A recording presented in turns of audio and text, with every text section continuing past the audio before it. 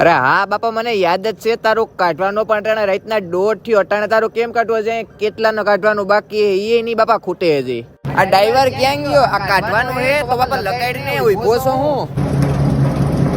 આ કાયકા માંડવી નાખવા માંડ્યા કઈ હવા નથી કરવાનું, હજી બીજાનું કાઢવાનું હે. એ સેટ તમારું 144 કાર્બા તેલ નીકળી ગયું હે. હા તો આવો વાહન લઈને ફટાફટ લઈ જાઓ. કેટલા લાખ હે તમારે? આ ક્યાં ક્યાંય નહીં માણા. મારો ભાઈ ભરાઈ ગયો હરખું સાફ કરીને તમે બાપા લગભગ આમ નામ કર્યા કરશો ને તો લગભગ અમારી પેઢીઓ સાફ થઈ જાય.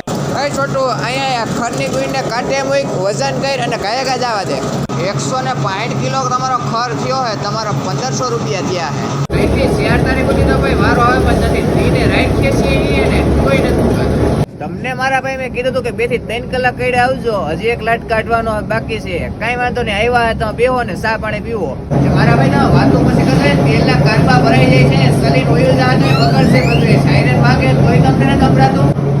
અરે ના ના બાબા, ભેળસેળ કરતા નથી. અમારા બાપાએ ભેળસેળ કર્યું ને એમ અમારે બધું હોય ગયું. નકર અમારે 5 મિલ હોય.